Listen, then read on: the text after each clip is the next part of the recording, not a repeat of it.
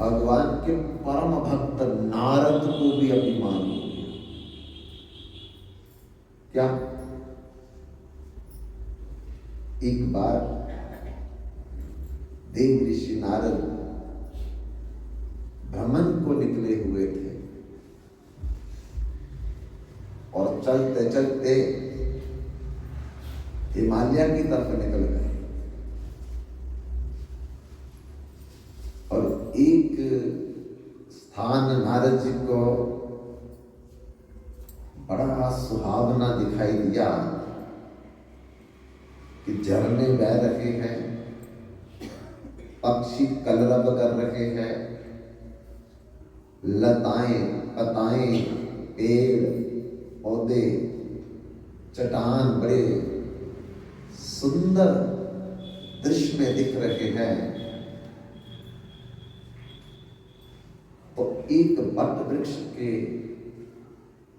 नीचे बैठ करके मन में आया कि मैं यहां बैठ करके भगवान का थोड़ा ध्यान करूं।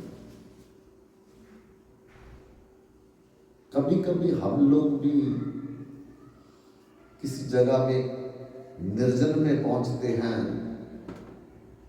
तो पेड़ देख करके मन करता कुछ समय यहां बैठ करके माला कर ले, ध्यान कर ले।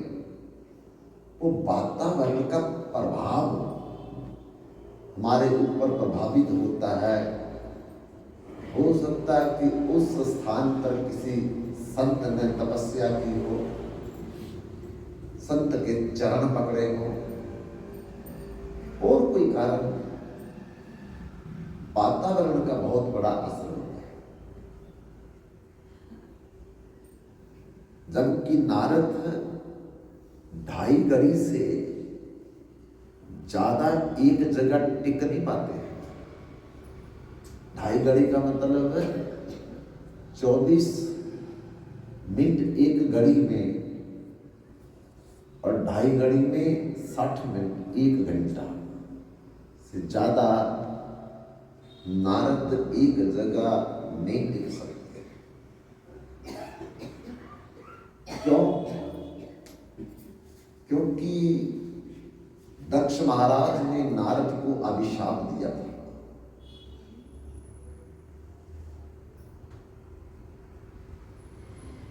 कि दक्ष के पुत्र जब हुए तो कहा कि बेटा तुम पहले तपस्या करो, फिर गृहस्थ करना। पिता की बात मान करके बालक वन में चले गए, तपस्या की, वापस आ रहे थे, नारद जी मिले। नारद जी ने पूछा कि तुम कहां से आ रहे हो? पिताजी का आदेश पालन करके। क्या आदेश था पिता का?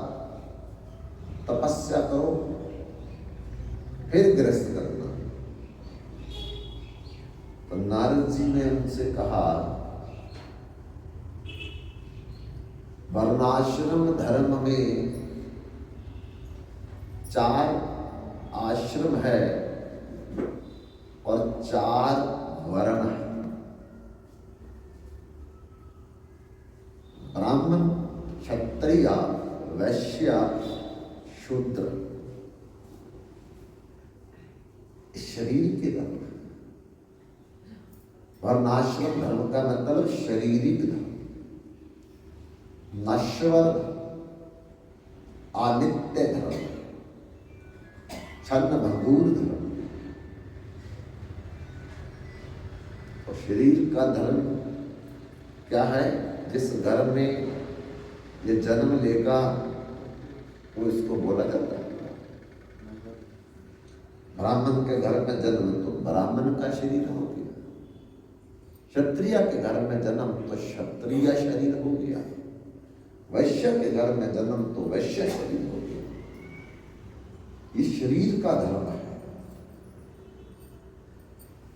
मेरा नहीं। हम सब लोग शरीर के धर्म में फंसे, जिसका फल नश्वर है, जिसका फल छन्न भंगुर है, जिसका फल सदा नहीं रहेगा। क्यों? शरीर भी तो सदा नहीं रहेगा, तो इसका धर्म निभाएंगे तो वो फल कैसे हमेशा रहेगा। इसलिए 4 वर्ण 4 आश्रम, इस शरीर के धर्म, आत्मा के धर्म नहीं, परमात्मा का धर्म नहीं, आध्यात्मिक धर्म नहीं है। आध्यात्मिक धर्म एक ही है। धर्म अलग अलग हो सकते हैं, बहुत धर्म हो सकते हैं। हिंदू धर्म है, मुस्लिम धर्म है, जैन धर्म है, बौद्ध धर्म है, कम्युनिस्ट धर्म है।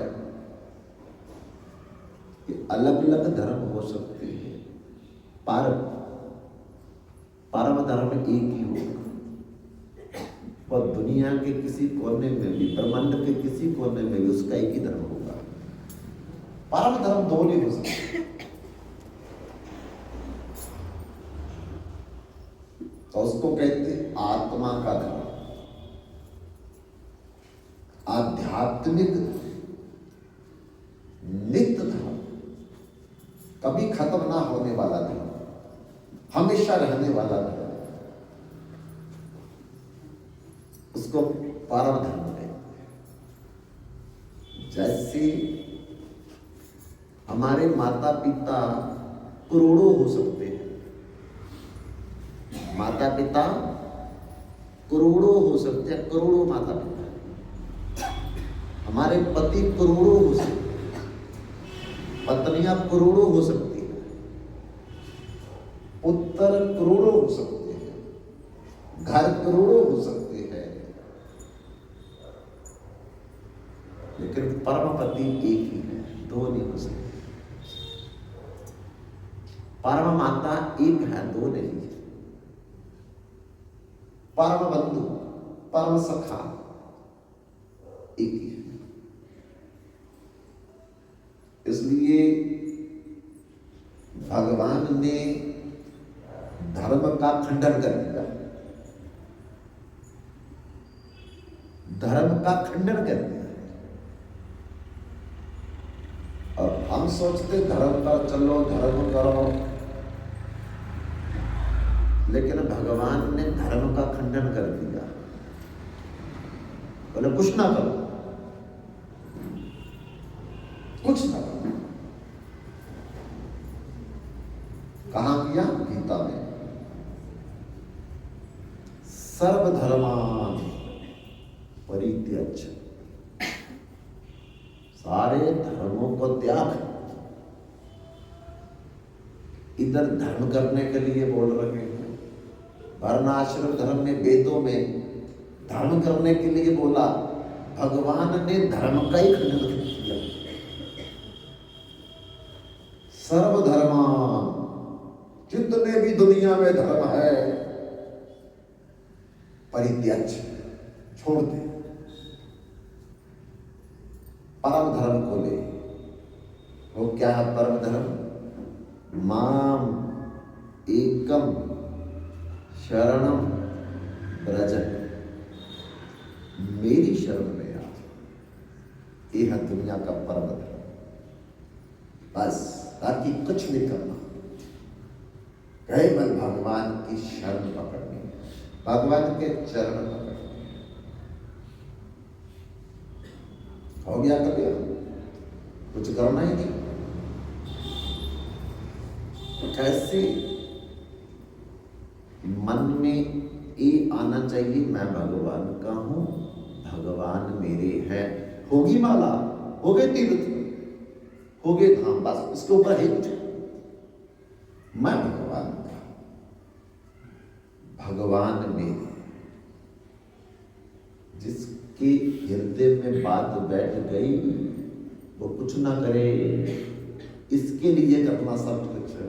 वो तो बैठ गई, अब करना क्या, कुछ करने की जरूरत नहीं। लेकिन अनंत जन्म चले गए, ये नहीं हुआ आज तक। बाकी सब इसके लिए है, ये बाकियों के लिए नहीं है।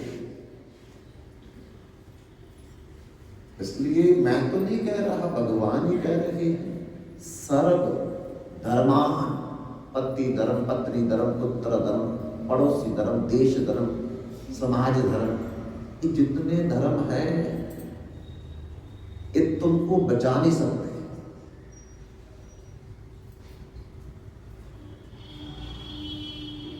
तुम्हें जन्म मरण के चक्र से बाहर नहीं निकाल सकते। इसलिए जिससे धर्म, जिससे मरण खत्म नहीं होगा, तो उस धर्म के करने से मेरे को लाभ क्या है बताओ। जब मेरा जन्म मरण नहीं खत्म हो सकता, मेरा बुढ़ापा नहीं खत्म हो सकता, मेरी बीमारियां खत्म नहीं हो सकती, उस धर्म को मैं क्या करूंगा करके। जो धर्म थोड़े समय के लिए है, उसको मैं क्या करूंगा। मेरे को कोई एसडीएम बना दे, कोई मेरे को डीसी बना दे, कोई पीएम बना दे, सीएम बना दे, डीएम बना दे, एसडीएम बना दे, एजीएम बना दे, डीएम बना दे, मुझे क्या फायदा उसका, क्या लाभ है मेरे को। क्योंकि ये मुझे जन्म मरण से नहीं बचा सकते। नेता विनेता चहेता बना दे, ये डिग्रियां तो मुझे जन्म मरण से बचा नहीं सकती। लेक्चरर बना दे कोई, प्रोफेसर बना दे कोई, मास्टर बना दे कोई, भ्रष्टर बना दे कोई, वकील बना दे कोई, मेरे को इसका क्या लाभ है। क्योंकि इससे तो मेरा जन्म मरण खत्म होने वाला है नहीं। ये तो मेरा परम धर्म है, ये तो मेरे शरीर का धर्म है। जब तक शरीर है डिग्रियां है, जब शरीर दिया डिग्रियां खत्म। अगला शरीर कुत्ते का, बिल्ली का, हाथी का, घोड़े का मिल जाएगा मेरे को, मुझे क्या फायदा हुआ ये सब कुछ बन करके। अरे ये तो छोड़ो, मेरे को इंद्र कोई बना दे तो मेरे को क्या फायदा है। मेरे को कोई बृहस्पति बना दे तो मेरे को क्या फायदा है। मेरे को ब्रह्मा बना दे, सबसे ऊपर वाला पद है ब्रह्मा, मेरे को क्या फायदा हुआ जी उसका। आ ब्रह्म भवनालो का पुनरावर्तिनो अर्जुनो, ब्रह्मा इस 100 साल के बाद मरेगा, फिर कुत्ता बिल्ली हाथी घोड़ा बनेगा। इसलिए वर्णाश्रम धर्म हमें बचा नहीं सकता। आत्मिक धर्म, ईश्वरीय धर्म, परमात्मा धर्म, नित्य धर्म, सत्य धर्म, आध्यात्मिक धर्म, वो मेरा धर्म है। उसको कहते हैं परम धर्म। तो नारद जी ने कहा दक्ष के पुत्रों को कि तुम तपस्या कर रहे थे, उससे तुम परम धर्म कर रहे थे। अब तुम परम धर्म को छोड़ करके गृहस्थ धर्म ले लोगे, तो परम धर्म बड़ा है या गृहस्थ धर्म बड़ा है। तो बड़ी चीज को छोड़ करके छोटी चीज में आ रहे हैं। तो कहते क्या करें, बोले धर्म को छोड़ करके, भगवान ने कहा परम धर्म पकड़ो, तुम परम धर्म को छोड़ करके धर्म की तरफ आ रहे हो। जाओ परम धर्म करो। दिमाग में बात बैठ गई, सारे पुत्र चले गए, मुड़ के आई नहीं वापस। दक्ष महाराज इंतजार कर रहे हैं मेरे पुत्र वापस आएंगे, उनके सबके विवाह करूंगा, लेकिन कोई भी वापस नहीं आया। पता चला कि मेरे पुत्रों को नारद ने बहका दिया। ये बहकाया है या रास्ता दिखाया। कभी कभी हमारे परिवार का कोई व्यक्ति मंदिर में जाना शुरू करता है, उस परिवार में कोई मंदिर में नहीं जाता था।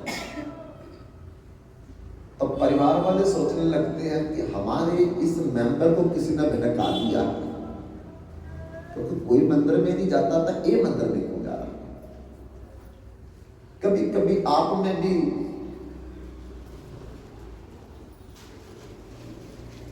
कोई कहता होगा कि मेरे को भी किसी ने बोला कि आप कौन से रास्ते जा रहे हो, आप तो पथभ्रष्ट हो गए। अच्छे भले घर में बच्चों को देखते थे, घर की संभाल करते थे, और उसमें से 2-2.5 घंटे निकाल करके तुम बर्बाद कर देते हो कथा में जाकर के। वो सोचते कि बह गई है, बहक गई है कि कौन से रास्ते जा रहे हैं, कहाँ पैसा देना पड़ता है, बैठना पड़ता है 2-2.5 घंटे, चुप रहना पड़ता है, सुननी पड़ती है अगलों की बात। ये कौन से गलत रास्ते पे जा रहे हैं।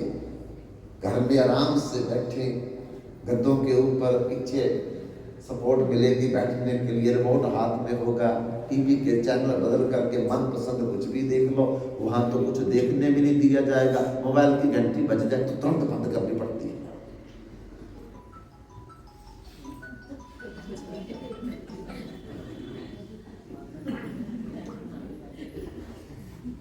तो मन में कई बार ये चीजें आती है, लेकिन मतलब कितने समय तक टीवी देखेंगे, कितने समय तक गद्दों का आनंद लेंगे। जब ये शरीर चला जाएगा, ये शरीर तंदुरुस्त नहीं रहेगा, फिर गद्दों का आनंद भी नहीं आएगा और टीवी को देखने में सुख भी नहीं मिलेगा। इसलिए नारद जी ने बहकाया नहीं, लेकिन दक्ष महाराज कह रहे मेरे पुत्रों को नारद ने बहका दिया। नारद को ढूंढने लगे, नारद जी मिले नहीं। फिर दूसरे पुत्रों को भी दक्ष महाराज ने कहा कि तुम पहले तपस्या करो, फिर तुम्हारा विवाह करेंगे, पर पहले भाइयों की तरह मत करना। नारद दिख जाए तो उसकी बात मत सुनना। तुम्हारे पहले भाई बैठ करके वो चले गए, अब दिखाई नहीं देते। तो कहा पिताजी बिल्कुल ठीक है, सावधान रखेंगे। जब वो भी जंगल में तप करके वापस आ रहे थे, नारद जी मिल गए। सब नारद जी के दूसरे रास्ते की तरफ चल पड़े। नारद जी मन में सोचते हैं कि मेरे को देख करके दूसरे रास्ते से क्यों जा रहे हैं। तो नारद जी दौड़ करके उनके पास गए और जाकर के पूछा, बालको तुम मुझे देख करके रास्ता क्यों बदल दिया। हमारे पिताजी ने कहा होगा, क्यों? कि पिताजी ने कहा था कि तुम्हारे बड़े भाई पहले तप करने के लिए गए थे और रास्ते में उनको नारद जी मिल गए, तो उन्होंने उनको बहका दिया कि मैंने उनका विवाह करना था, बहुएं देखनी थी, सुख पूर्वक उनमें रहना था, लेकिन किसी को भी उन्होंने वापस नहीं आने दिया, विवाह के योग्य नहीं रहने दिया। तो आप भी नारद की बातों में फंसना मत, नारद की बात मत सुनना। नारद जी कहते बहुत अच्छी बात है, अगर मैं कोई बात तुमको गलत कहूं तो मत सुनना मेरे को, पर तुम बताओ इसमें गलत क्या है। कि मैंने उनको ये कहा कि तुम भगवान का भजन कर रहे थे और ये परम धर्म है, भगवान का भजन करना परम धर्म है। भजन का मतलब होता है भगवान की सेवा। भाज धातु से भजन बनता है, भाज धातु से भक्ति बनती है। भाज का मतलब होता है सेवा। तो भगवान की सेवा वो कर रहे थे, फिर भगवान की सेवा को छोड़ करके वो माया की सेवा करने के लिए घर आ रहे थे। तो मैंने उनको समझाया कि माया बड़ी जा भगवान, जगत बड़ा जा जगतपति। तो उन्होंने मुझे कहा जगतपति बड़े हैं। तो मैंने बोला कि जगतपति की सेवा छोड़ करके तुम जगत की सेवा के लिए आ गए, जा रहे हो। अरे वहां भगवान मिलेंगे, आनंद मिलेगा, परम शांति मिलेगी, परम सुख मिलेगा। इधर सुख तो मिलेगा लेकिन साथ दुख भी मिलेगा। शांति तो मिलेगी पर अशांति भी मिलेगी, अशांति मिलेगी। तो फिर जहां परम शांति मिलेगी, मैंने उनको वहां लगाया, इसमें बुरी बात ना कर, क्योंकि मेरा नाम नारद है और नारद का मतलब है नारम ज्ञानम ददाति इति नारद। नारम ज्ञान ददाति इति नारद। नारायण का जो ज्ञान दे, भगवान का जो ज्ञान दे, उसका नाम नारद है। नारद जाए बात जिसके इति नारद, जिसकी बात कोई रद्द नहीं कर सकता। भगवान भी नहीं, देवता भी नहीं, असुर भी नहीं, मानव भी नहीं, दान भी नहीं, वो नारद है। तो मैंने उनको कोई गलत तो नहीं कहा भाई। तब उनको भी समझ आ गई इस बात की, तो वो भी चले गए वापस। दक्ष जी घर सोच रहे हैं बच्चे आएंगे, विवाह करेंगे, बहू में देखेंगे, सुख मिलेगा। पहले बच्चे भी नहीं आए, दूसरे भी नहीं आए। फिर पता लगा कि नारद ने वो भी बच्चे बहका दिए। तब तो दक्ष महाराज ने नारद जी को ढूंढ करके खरी खोटी सुनाई कि आप किसी का घर बसना देख नहीं सकते, क्योंकि आपका खुद का घर बसा नहीं, तो तुम दूसरों का घर भी बसना नहीं देख सकते हैं।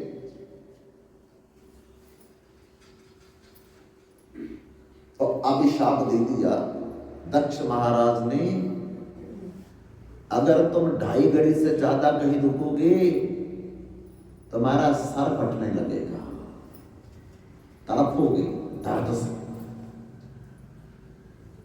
तब नारद जी और प्रसन्न हो गए, और प्रसन्न हो गए, श्राप मिला, प्रसन्न हो गए। ऐसी प्रवृत्ति जब हमारी बनेगी नारद की तरह, तब फिर दुनिया में हमको कोई दुखी नहीं कर सकता। गदा बोल दिया किसी ने, क्या बहुत कृपा की आपने मुझे बता दिया, मैं अनंत बार गदा भी बता दूंगा। किसी ने कुत्ता बोल दिया, जय हो भगवान की, प्रभु इनके अंदर बैठ करके मुझे याद दिला दिया कि मैं कई बार कई तरह का कुत्ता बना। इससे ज्यादा कुछ और बोल सकता है? बस दुख का कारण मेरा अहंकार, मेरा अभिमान, मेरा मोह, अज्ञान। जब ये निकल जाए तो कुछ भी बोल दे कोई, फिर गुस्सा थोड़ी आएगा। नारद जी प्रसन्न हो गए, वाह भगवान आपकी परम कृपा हो गई। पहले मैं एक जगह पर महीना महीना, 2 महीना, 3 महीने रुक जाता था, तो जितने लोग होते थे मैं उन्हीं को सत्संग सुनाता था, कीर्तन सुनाता था। अब 2.5 घंटे से ज्यादा रुकना नहीं, 1 घंटा कहीं सुनाएंगे, 1 घंटा कहीं सुनाएंगे, 1 घंटा कहीं, सब जगह। अब ज्यादा प्रचार होगा, क्योंकि 1 घंटे से ज्यादा रुकना नहीं, तो ज्यादा जगह जाऊंगा। जैसे गुरु नानक देव जी बाला मर्दाना को लेकर के किसी गांव में गए, तो उन लोगों ने कोई सेवा नहीं की, कोई सम्मान नहीं किया। तो गुरु नानक देव जी जब चलने लगे तो बोला बसते रहो। उन्होंने सम्मान नहीं किया, सेवा नहीं की, और बाला मर्दाना के सामने बोलते गुरु नानक देव जी बसे रहो। दूसरे गांव में गए और दूसरे गांव के लोगों ने गुरु नानक देव की बहुत सेवा की, आदर किया, सम्मान किया, रहने के लिए जगह दी। जब गुरु नानक देव जी चलने लगते बोलते गुजर जाओ। बाला मर्दाना की जमीन पांव से खिसक गई। जिन्होंने मान सम्मान सेवा ने की उनको बोला बसे रहो, उनको तो अपने वरदान दे दिया, आशीर्वाद दे दिया, और जिन्होंने सेवा की, मान सम्मान किया, उनको बोला तुम गुजर जाओ, आपने अभिशाप दे दिया। गुरु नानक जी एकांत में ले जा करके बाला मर्दाना से कहते हैं मैंने कुछ समझ सोच करके कहा। क्या समझ सोच करके कहा है कि जो अच्छे लोग उनको बोला गुजर जाओ, जो बुरे लोग उनको बोला बसे रहो। हाँ, यही बोलना ठीक है, पर क्यों ऐसा कहा आपने? गुरु नानक देव जी कहते मैंने इसलिए कहा कि जो बुरे प्रवृत्ति के लोग हैं वो एक ही जगह रहेंगे तो सबको परेशान नहीं करेंगे, क्योंकि वो जहां जहां जाएंगे वहां वहां परेशान करेंगे, अपना स्वभाव छोड़ेंगे नहीं। इसलिए मैंने कहा एक ही जगह रहो, सब जगह मत जाना, हर जगह परेशान करोगे तो। और जो अच्छे लोग हैं उनको बोला उजड़ जाओ, बिखर जाओ, जहां जहां जाएंगे अच्छे स्वभाव का परिचय देख करके दूसरों का भला करेंगे। तब